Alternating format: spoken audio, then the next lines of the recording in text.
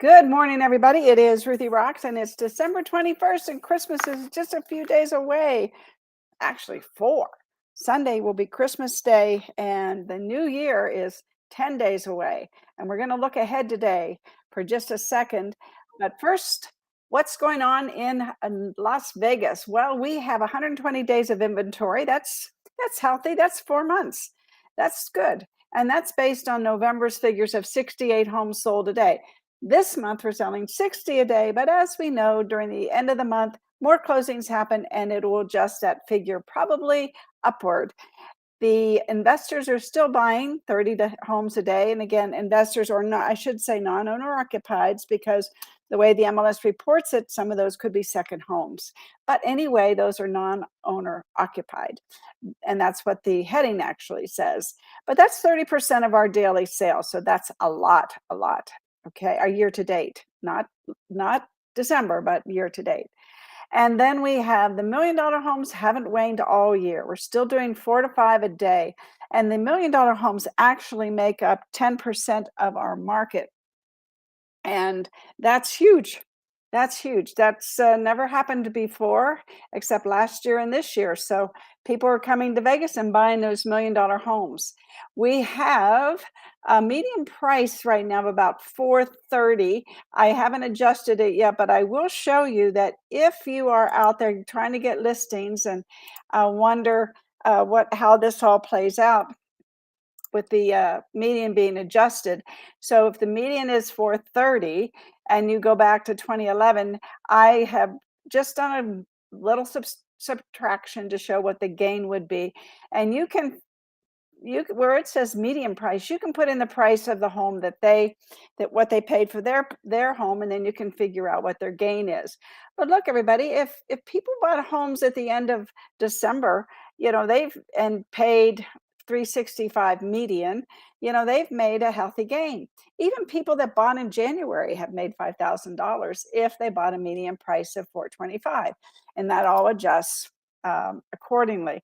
So it's not that bad. And I know Jimmy and I think I have to ask him tomorrow. We have a class tomorrow on Do You Speak Investor, which is really a great timing for that class.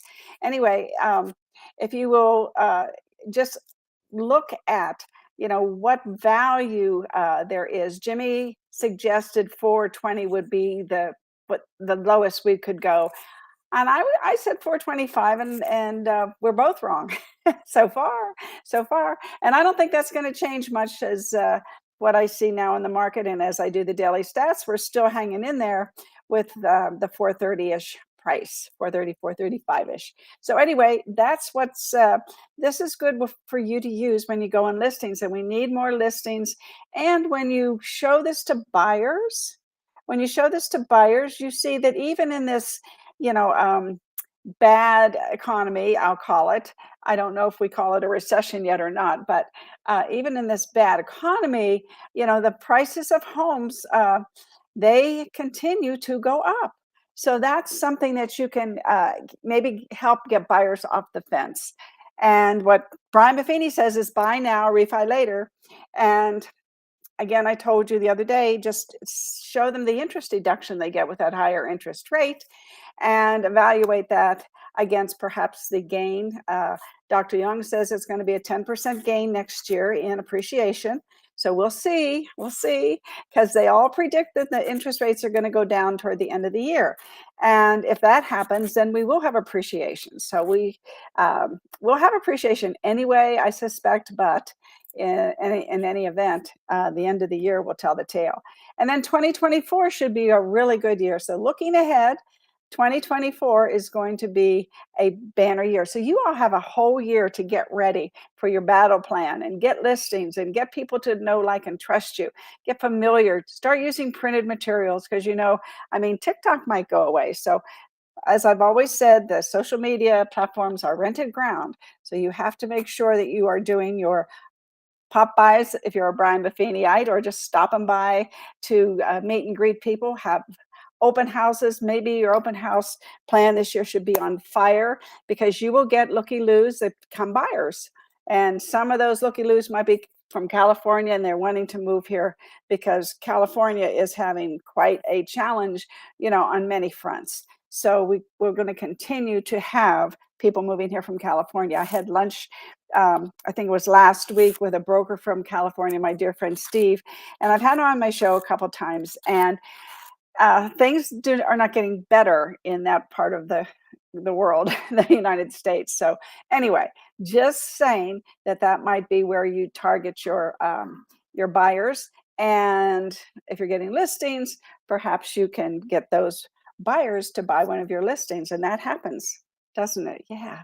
So anyway, let's look here at um, looking ahead. I showed you this the other day. I'm going to show this to you again because this is one of the things that you should be doing between now and the end of the year. Get your bio together and put your bio and a picture on all of these 24 referral sites, because it just takes one. And when people, are Googling for an agent, or they're going to these particular sites to look for an agent, you want to make sure you're there.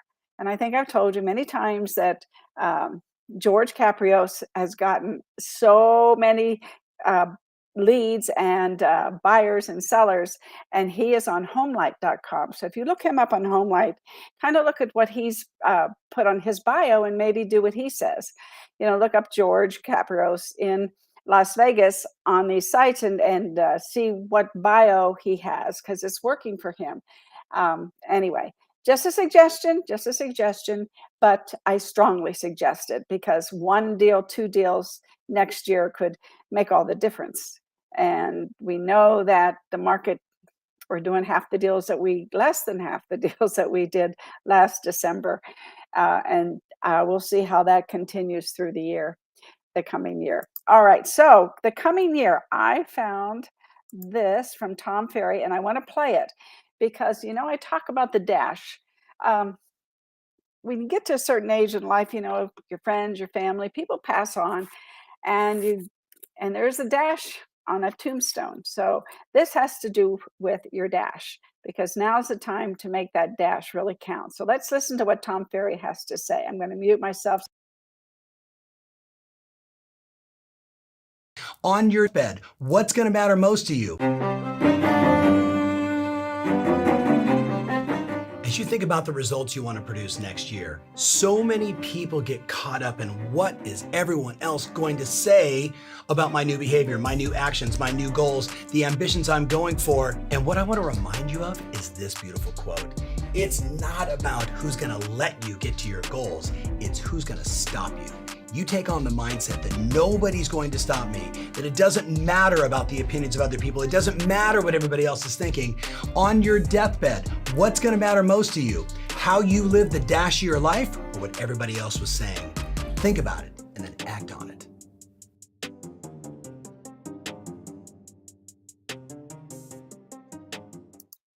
So what I do a lot of times when I do these is I play them twice. So I'm going to play it again because I want you to listen this time, now that you know what On it's your about. deathbed, what's going to matter most to you? As you think about the results you want to produce next year, so many people get caught up in what is everyone else going to say about my new behavior, my new actions, my new goals, the ambitions I'm going for. And what I want to remind you of is this beautiful quote. It's not about who's going to let you get to your goals. It's who's going to stop you. You take on the mindset that nobody's going to stop me, that it doesn't matter about the opinions of other people, it doesn't matter what everybody else is thinking. On your deathbed, what's going to matter most to you? How you live the dash of your life, or what everybody else was saying? Think about it and then act on it.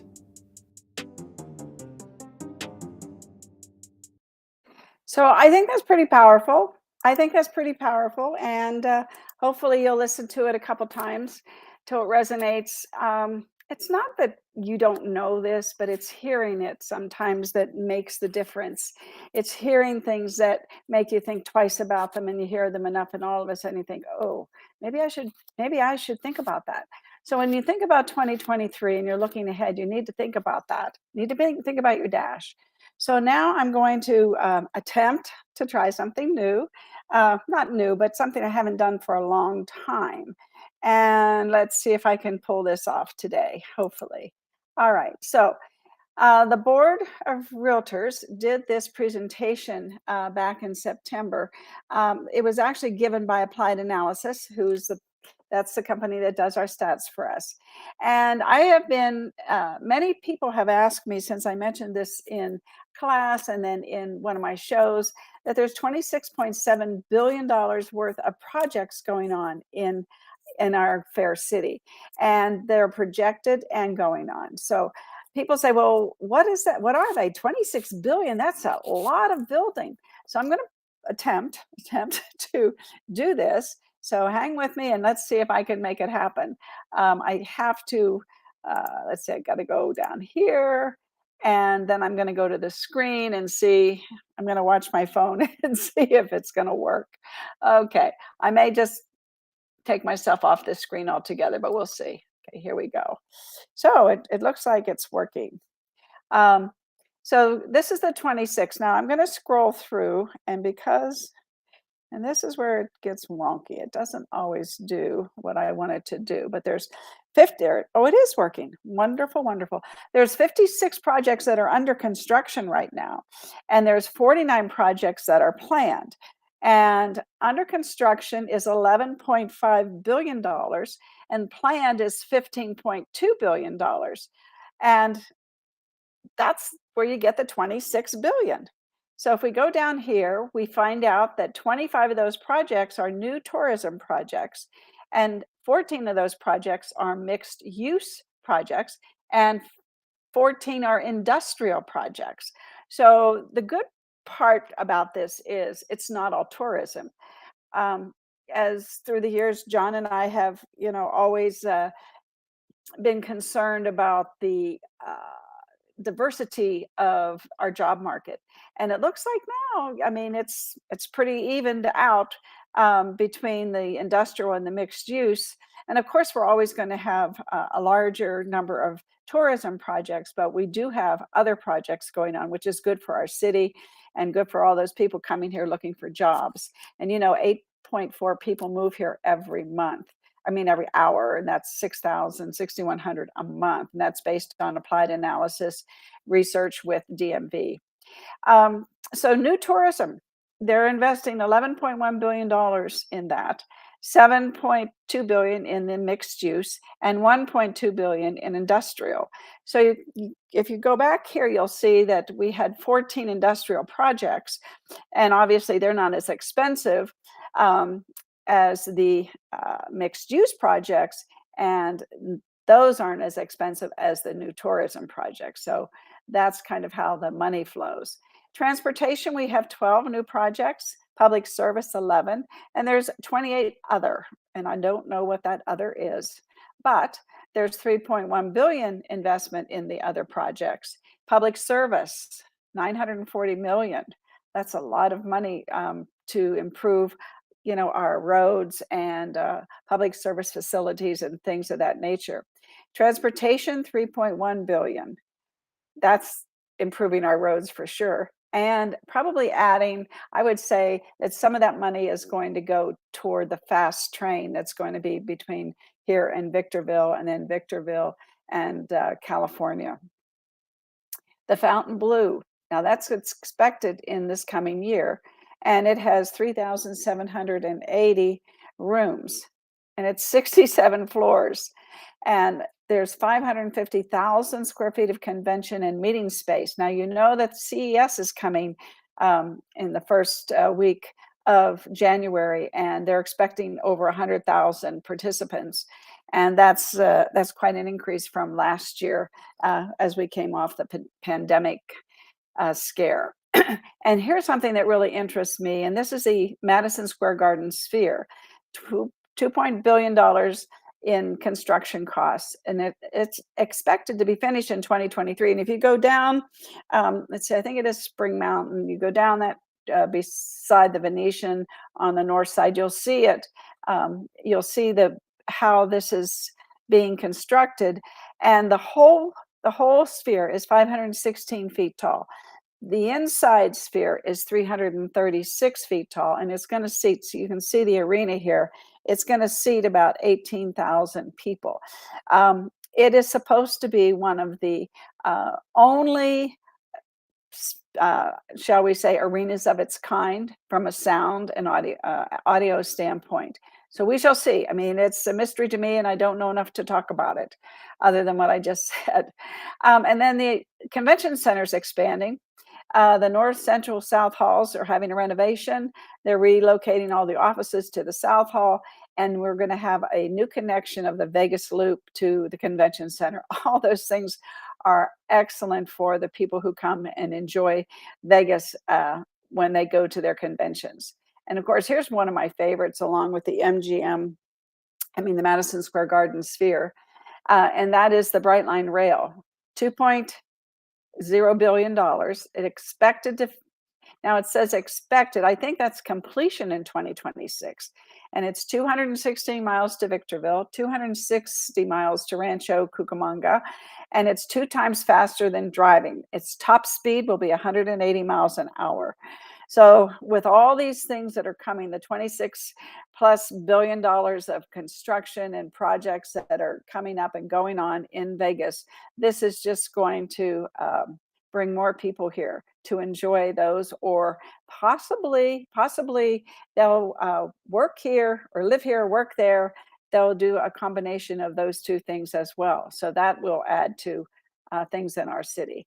And the Haas Automation, that's a commercial space and manufacturing facility that's coming.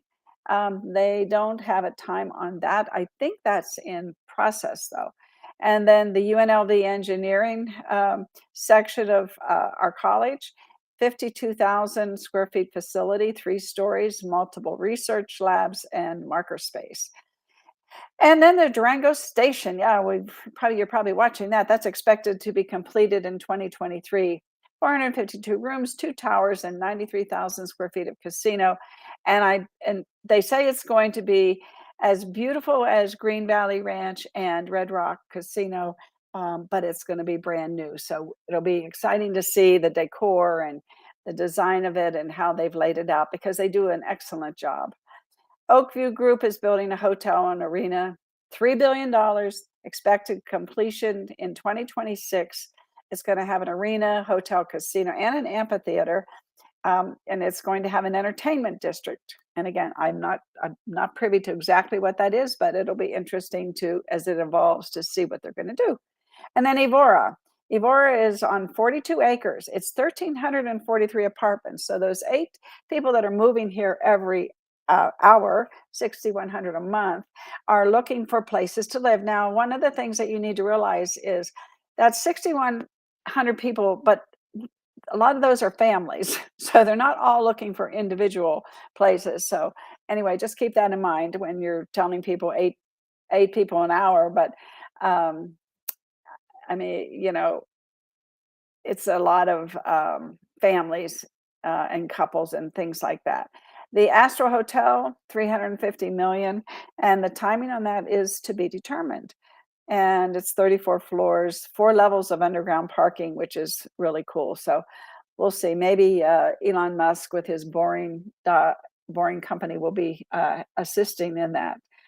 As you know, we have very hard ground here. Then the Nevada Museum of Art, 217 million, expected in 2025, just 2 years away.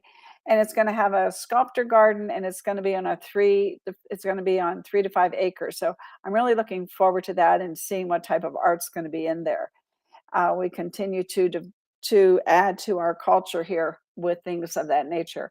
And then the Delta by Marriott, 100 million, that's going to finish in 2024, 284 rooms. The West Henderson Hospital, 150 beds, 400,000 square feet of hospital space, and that'll be in West Henderson. And then we have the Nova Data Center, innovative, eco-friendly, climate-controlled system, and I'm sure that's to store data for people. Then we have the Majestic Las Vegas. That's another hotel targeted just for business travelers. It doesn't say that it's going to have a casino. It's going to be a hotel with 720 rooms and corporate suites for conventions. And then Dream Las Vegas is expected in 2024 with 527 rooms. Um, Supposed to be a highly secured hotel. Not sure what they're doing there, but we'll find out as it unravels. And that's looking ahead. And those are all the projects. So let me see if I can't get back to where I'm supposed to be. There I am. Anyway, you have access to that if you are a Las Vegas real estate agent, a realtor, and you just go to your applied analysis icon and click on it, and then the looking ahead part, um, as far as the projects are the last part of the slides. So if you're looking to capture some of those or show those to people, so when people say, what's going on with Vegas, you have the answers. This is what's going on with Vegas, a lot of things. So the only other thing I want to run by you today is that we are having a class tomorrow, and it's Do You Speak Investor? And it is a great class. And you go to be.vegas to sign up for it. And it will be 10 to 1 at 8400 West Sahara. What we're noticing the last couple months is a lot of people, more people are Zooming. It used to be about 50-50 would Zoom, and 50-50, the 50 would Zoom, 50% would be live in the classroom. But now it's almost 70-30. 70% of the people are Zooming, and 30% are coming to the classroom and having a free lunch. So whichever your flavor is, it's fine. Just come and get your CE credits and also learn how to speak investor. There is an I in investor. And when you learn how to speak investor and you have all this great knowledge that the board gives us to present to consumers and to people on the fence about moving here or perhaps investing here, selling their home and using it, or not selling their home, buying a home and using their current home as an investment home, all those things, are affected in people. They might not come out and say, well, what's going to happen with the water? What's going to happen with our town? And you can be on the spot to tell them. I will tell you that I did post an article in the group about the water situation and what they're doing about it. And it seems to me, if you read the article, that the federal government is going to help with the situation for Lake Mead and Lake Powell. And it's a good read. It takes about 3 minutes. So that'll also, and you can print that out. That'll also, when people are always asking about our water, because you look at Lake Mead, and of course it's very low. But when you read it, it'll give you a different perspective. So just giving that to you so that will help you with your buyers, sellers, and investors. So, and the people who are moving here, looking for knowledge that you can give them. And great, today's show is a great show to just use tidbits of it and get out there and do YouTube shorts or Instagram shorts or Facebook stories or reels or whatever it takes to get you out in front of people and let them know that you are the agent of authority because you have your finger on the pulse of what's going on in Las Vegas. I will see you Friday. Our office is closed, but I will do a show on Friday. Not sure what I'm going to talk about yet, but I'm sure I'll find something. I love you all. Have a great day, and we will see you Friday.